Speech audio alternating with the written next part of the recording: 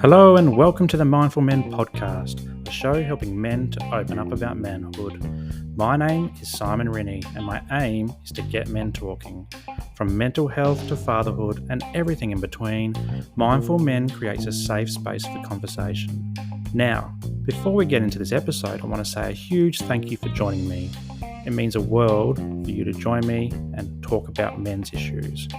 And if you love what you hear, please subscribe and share the episode with your mates. You can also join the conversation on Instagram and YouTube, and I'd love to connect with you there. But for now, sit back, relax, and let's get mindful. G'day guys, and welcome to episode 6 of the Mindful Men podcast. My name is Simon Rennie, and I'm the man behind Mindful Men. We're now 6 episodes in, and I bet you're thinking to yourself, geez, what's wrong with this guy? He's got OCD, he's got depression and anxiety. And my response would be, yep, but there's nothing wrong with me. In fact, it's quite common for people living with mental illness to have co-occurring conditions like living with multiple mental illnesses, or mental illness and physical health issues, or mental illness and disability, or even mental illness and substance abuse issues. For me, there's one more condition to add to my quiver, and that's burnout. Burnout is what started Mindful Men in early 2021. Now, I've mentioned this briefly in a few episodes before, but today I'm going to go in a bit more detail. And like usual, this will include some data and some tips to live through burnout. But let me get started with setting the scene. It's mid-2020. We've already had a few months of our first COVID lockdown, and I'm at home with my wife and kids all day, every day. I'm working from home, I'm studying from home, and when I step out of my office door, I'm straight back into family life. And whilst we were able to get out and about to our local park or to the local shop to try and grab some groceries, we couldn't really do anything else. But neither could anybody else. Borders were locked down, schools were shut, bars and restaurants were closed. And the news cycle was all-consuming with COVID this and COVID that. Daily outings turned from going down to the beach or exploring other parts of the Sunshine Coast where we live to exploring our backyard for grasshoppers or ladybugs, or to go out to the letterbox to see if yet another parcel had been home delivered. And this in itself wasn't the cause of my burnout, but when I zoom out and I look at things in my life at the time, it may have contributed to how things turned out. At the time, I was also dealing with a mysterious back injury, and this stopped me from going on my daily walk or run. And it was a constant sharp pain, and I didn't know what caused it.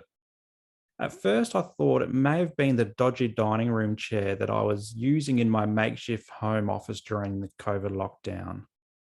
But it could have also been from when my son was crook and I was sleeping on a cheap mattress on his floor just to keep an eye on him throughout the night.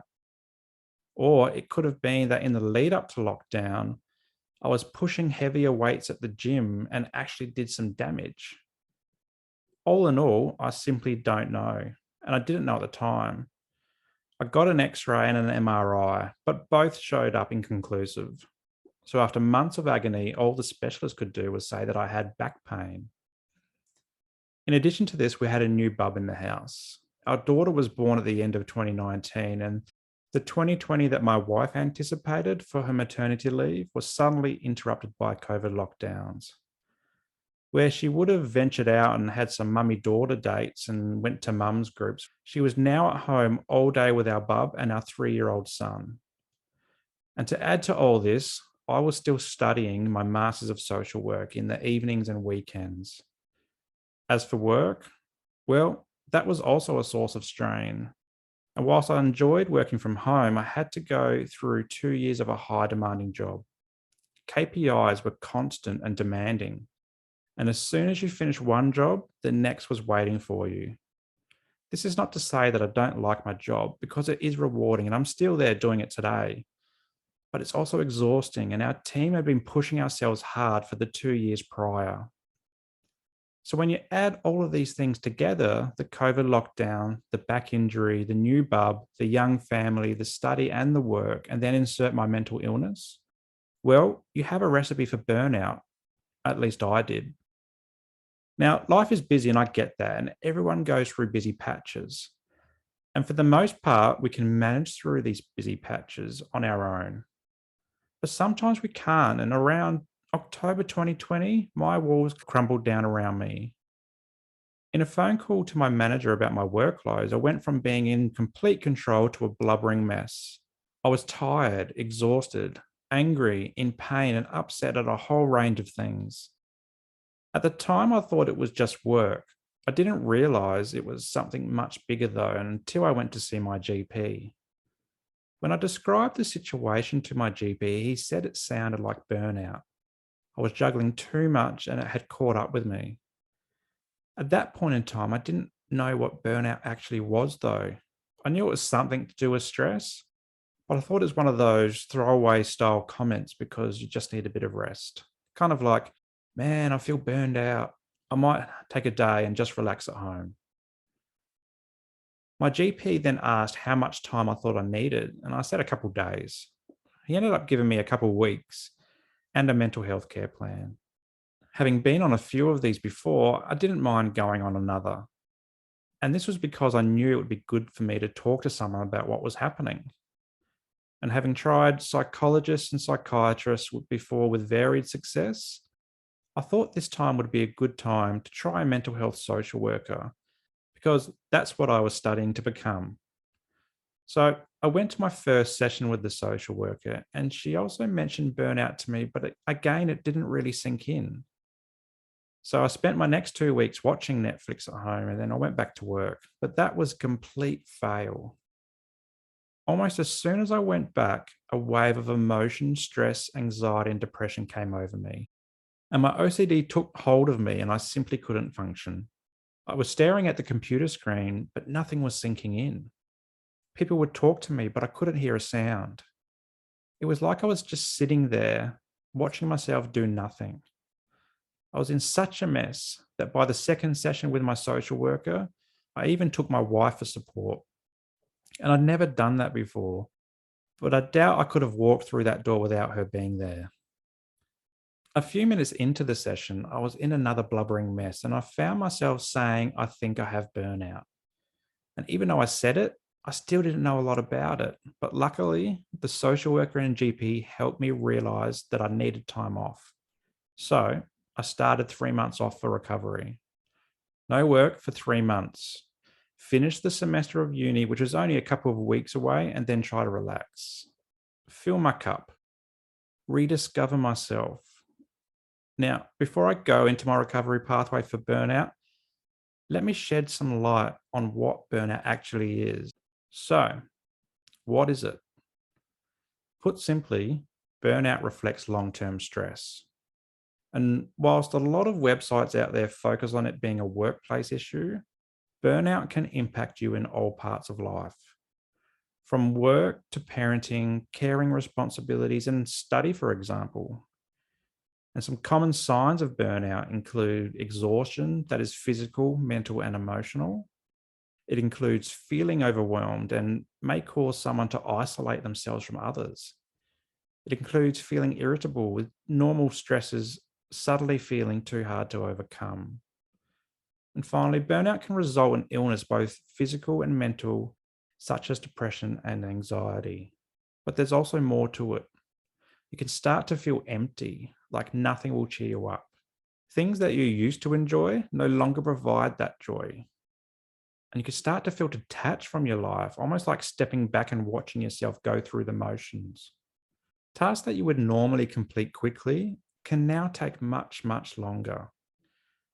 You procrastinate more and you do it for longer. Your motivation disappears and you feel empty in various parts of your life. And whatever has been driving you to get this way takes priority. And this could be work or study, for example. Meanwhile, the more important things in your life get set aside. Things like your family or friends and looking after yourself. So, what are the causes? Well, as I mentioned before, we're talking long term stress. Workplaces are a common source. You might have difficult KPIs to hit, or you struggle to say no because you want to climb that corporate ladder. You might have a job that involves difficult conversations, and these might be to do with people's life, such as jobs like psychologists and doctors, social workers, counselors, nurses, paramedics, police, the defense force. But it might not be work related. It could be study, and you could be striving for high grades. It could be your family responsibilities, like caring for young children or sick children or other family members.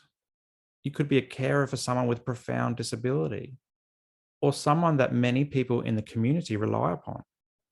It could also reflect your personality, with people prone to perfectionism also experiencing burnout.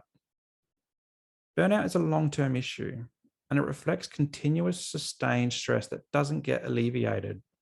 Sure, it might decrease a little after going to the gym or for a run, but it's quick to resurface as soon as that's over, unless it's dealt with. Now, finding data on the prevalence of burnout is very tricky, and the focus appears to be on absenteeism from work or stress as opposed to burnout. In a report titled The State of Workplace Mental Health in Australia, it was reported that 1 in 5 Australians take time off due to stress and mental health concerns. And this costs Australian businesses around $10.9 billion per year. Then, in a study by the American Psychological Association, it was found that from 1,501 American adults, 79% of them had experienced work related stress. And this includes nearly 3 in 5 reporting negative impacts associated with that stress, such as lost motivation, lost energy, exhaustion that was physical, emotional, and mental. And it appears that COVID is accelerating burnout, particularly in our frontline health staff. But it's also in the parents staying home to work, school, and care for their children, or our teachers trying to complete remote learning while also supporting vulnerable children in the classroom. The list of examples goes on.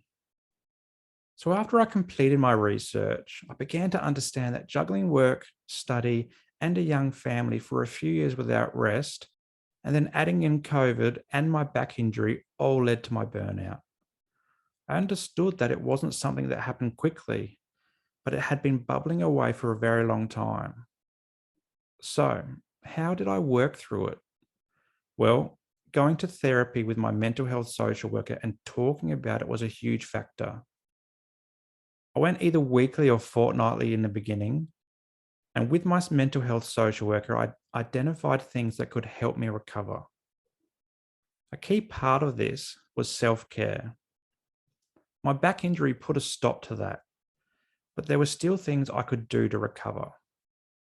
So I joined a Pilates studio with the aim of fixing the back, and slowly but surely the pain started to disappear. And I felt good about this. And this led me to going back on regular walks, and eventually I joined a men's yoga class. And the yoga class was great for my mental health. It gave me an hour to stretch out the body and focus on things like breathing techniques that helped ground me.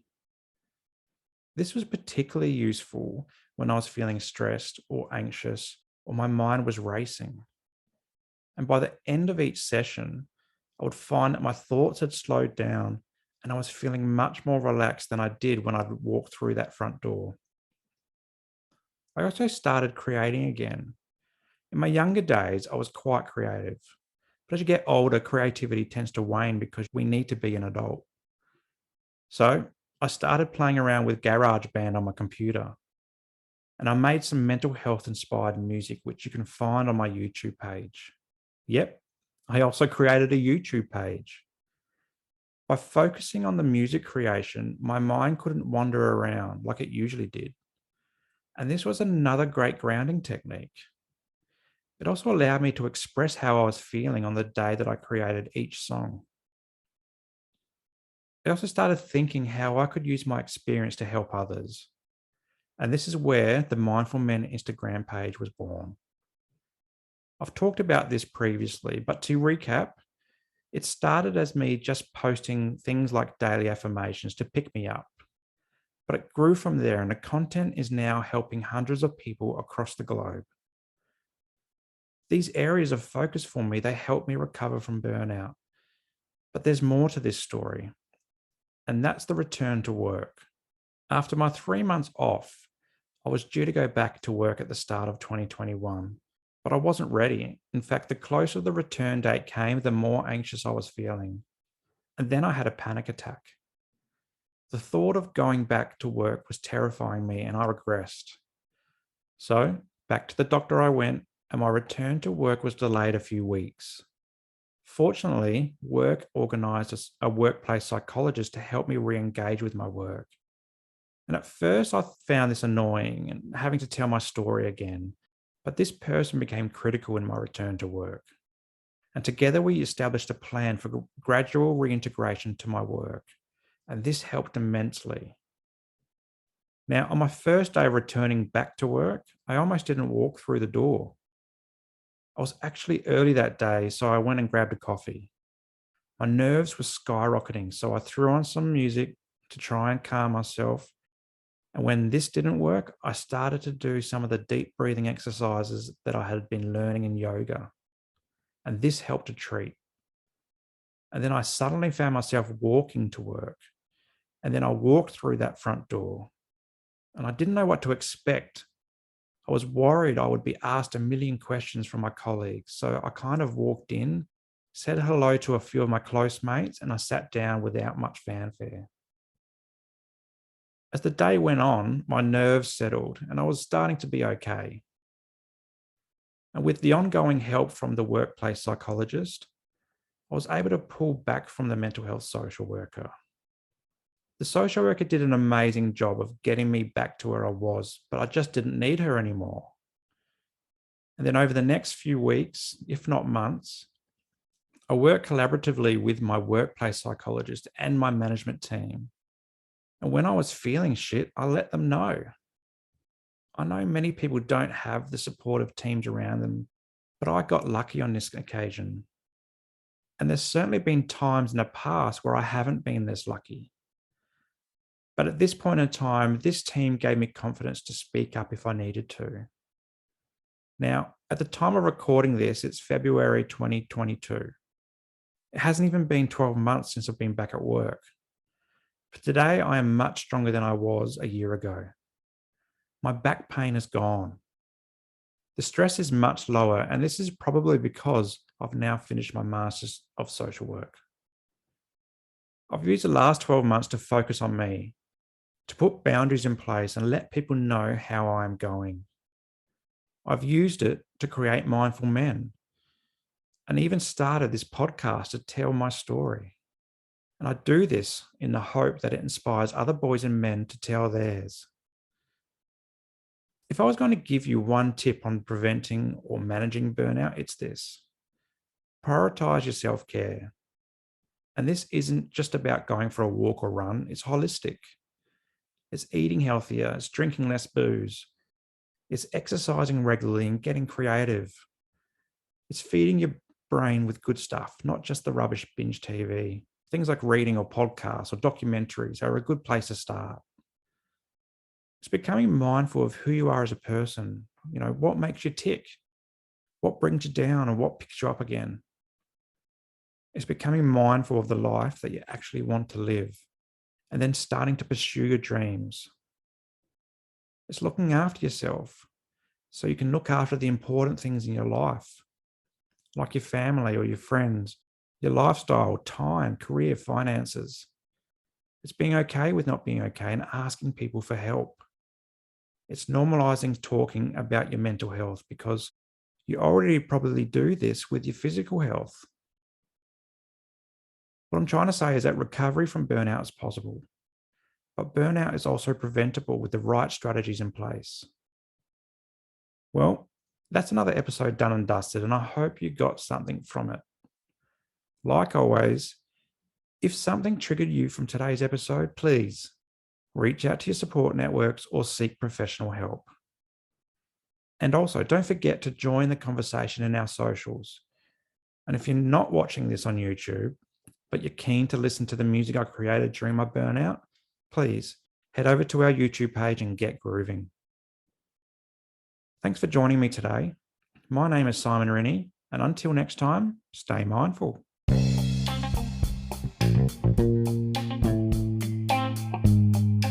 Well, that's a wrap for today's episode, and I hope you got some value from it. If anything triggered your mental health today, please reach out to your support networks. Also, if you loved what you heard, be sure to subscribe to the show and share it with your mates. For more from Mindful Men, you can check us out on Instagram and YouTube, and I'll throw the links to these pages in the show notes below. But until next time, stay mindful.